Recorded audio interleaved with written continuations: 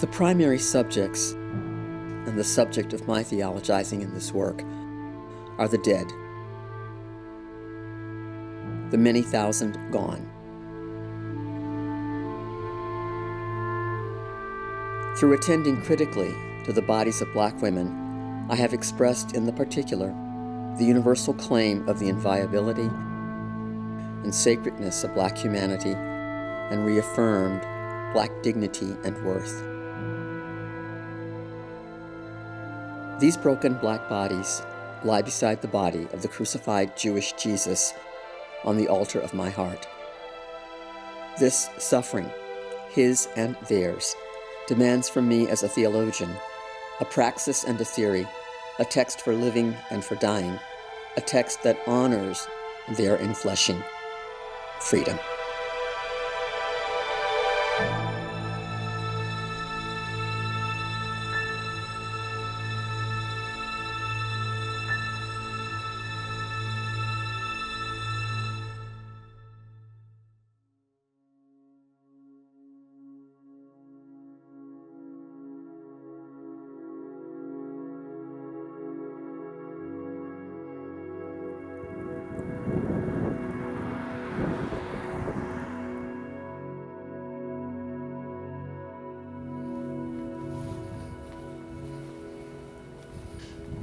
Why would a theologian do a course on the body? Because theology is all about the body. It's all about the body. It's about the body of Christ. At the heart of Christianity is the broken body of Jesus of Nazareth. At the heart of Christianity is the Jewish body. Christianity is all about the body. We baptize the body. We confirm the body. We touch the body with oil. When you are going to receive communion, we're passing around food to eat, to nourish body and soul. So theology can't escape the body.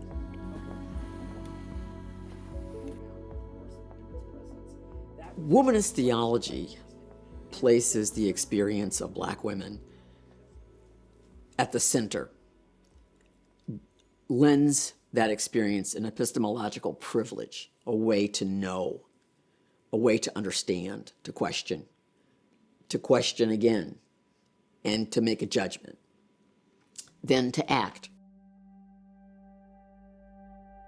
It's refracted, I think, through a variety of lives that tell us something about how to live. Harriet Tubman, She's no womanist in the technical sense of the time, but she's a proto-womanist. She's daring to lead. Sojourner Truth, what's she doing? She's asking, challenging Frederick Douglass, is God dead? God's not dead. God is somewhere out here acting for us, even if we can't see that action.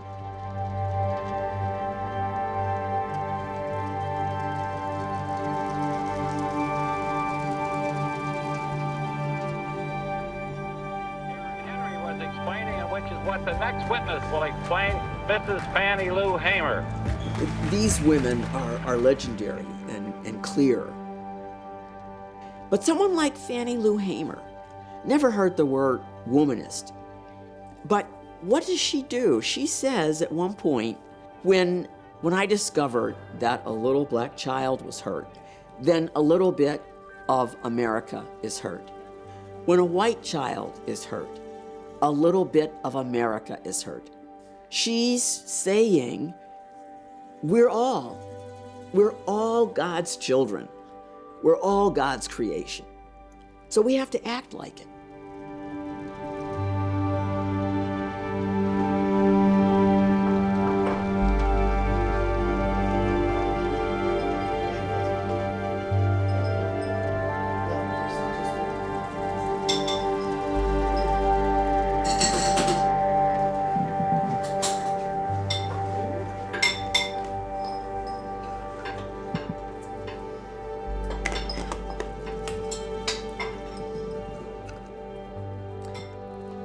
This kind of thinking about solidarity is a way to say, here are people willing to sacrifice their lives for the rest of us. So Tubman does it for the rest of us, with little reward or acknowledgement. Sojourner Truth does it with little acknowledgement or reward for the rest of us. Fannie Lou Hamer did it for the rest of us. For the Pope and for the Dalai Lama. We remember all those whom we have included in our box of remembrance and gratitude. Those who have added their names and those whose names and conditions we have added. We especially renew our concern for Linda Lee Gardner, for John Gardner. Well, I was born in Detroit, Michigan. I'm an only child. My father died when I was about 3. My mother lived with her mother, my maternal grandmother, Maddie Billingsley. So my grandmother, when I think about this, and I think about some of her sayings or aphorisms, one of them was, if you can't heal bodies, heal souls. Now, everybody wants a doctor in their family. I could see that.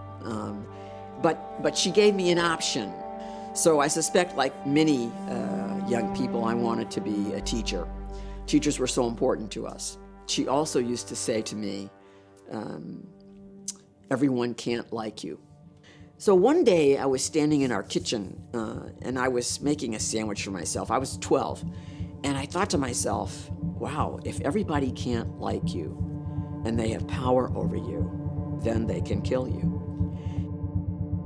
So one summer, I decided I wanted to go to summer school. I didn't want to go to camp. So I took 2 courses. One was on world history. The other was French. What struck me so much was learning about the attempt to exterminate the Jewish people.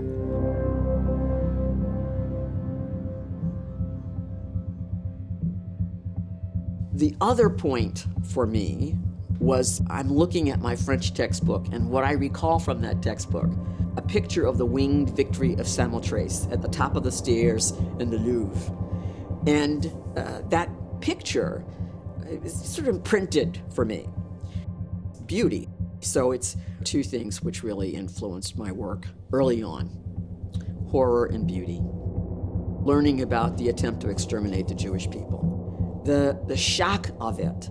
So how can you make a difference? So I thought theology could make a contribution here. And that became a desire for me to want to be a theologian.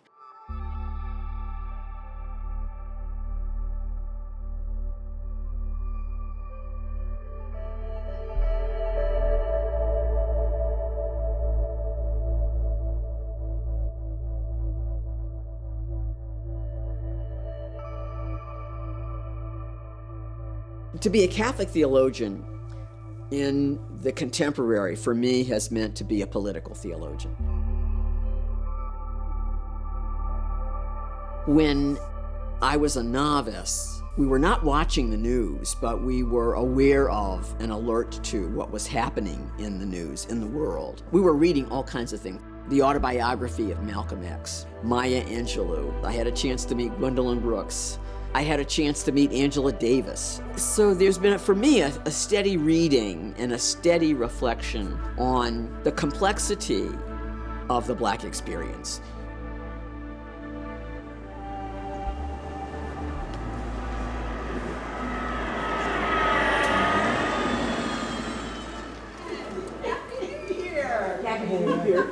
How are you? Nice to see you. Boy, Nice to see you. Did you have a good New Year? Yeah, I did. That's good. Hi. How are you? Thank you. It's so good to see you. Thank you. Happy New Year. Thank you. Yes. Yes. So here we are. I did it real high until you put the picture on. Well, Lorraine, this is really good that you have this postcard project going, because we're trying to bring attention to the Vatican about the need to canonize some African American Catholics who've lived saintly, holy lives. Oh, here, this says he was the founder of Catholic Charities of New York. He participated in Those are his that. dates. Yes, he was, the founder of Catholic Charities. So yeah, this is before the Revolution. He's born in 1766, not in this country. Miss Thea Bowman.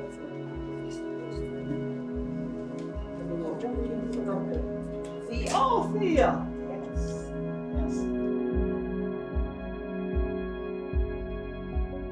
When I first went to teach at Yale Divinity School, I developed a course on the body. In that way, it led me to think more seriously about the black body. So I began reading slave narratives. To hear voices of people, to hear their experience was both shattering and stunning, and the pain and suffering of women became very clear to me over time. Their misuse and abuse as breeders, their use and misuse as simple sexual outlets and objects. So I came to love these people. They had given so much, their bodies, their loves, their desires. They gave their prayers. There are stunning passages in those narratives. You know, one woman says, you know, I prayed for freedom, but I prayed if we never see it, I pray that our children will live to see it. How selfless can one's prayer be? To know that your life is so circumscribed, it will always be this way, you will die this way, but you pray that your children will have something so much better. I'm mesmerized and I'm grateful to them for their endurance and their survival. Reading slave narratives forced me to think about, how does God act in this way? Where's God?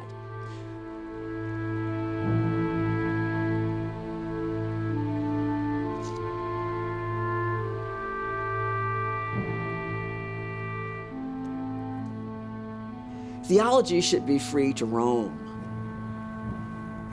To be a theologian and thinking about the future is to think about the future that God dreams. And that's a future that's beyond having a nice home, a nice education, a nice car. It's beyond that. It's about something that we can't quite envision, but it has to become a hope that's widened for a much larger group of people, for a much larger cosmos. And it's about the wholeness of people, of a human being living a life in which you're open to change, to probabilities, to possibilities. And it's not a search for just one set of people. Men, women, children, we're all in that search together. To me, this is what it means to be the people of God. You know, I mean, I'm not talking about doctrine. Enslaved peoples wanted nothing more than redemption. They wanted to be bought out of slavery in some fashion, and it was material for them because their bodies mattered. So how do we talk about theology of the body? Well, it's got to include, from a black woman's perspective, it's got to include not only freedom, liberation, and redemption, but it also has to point toward flourishing. It has to point toward flourishing. Jesus has got his arms open to everybody. Nobody's rejected. Nobody's rejected. Nobody's rejected. Come to me. So there's an openness to all oppressed people. All oppressed people. These people were so desirous of freedom. They enfleshed it. They made it real in their bodies. They made it concrete. They made it show. They made us see what freedom could be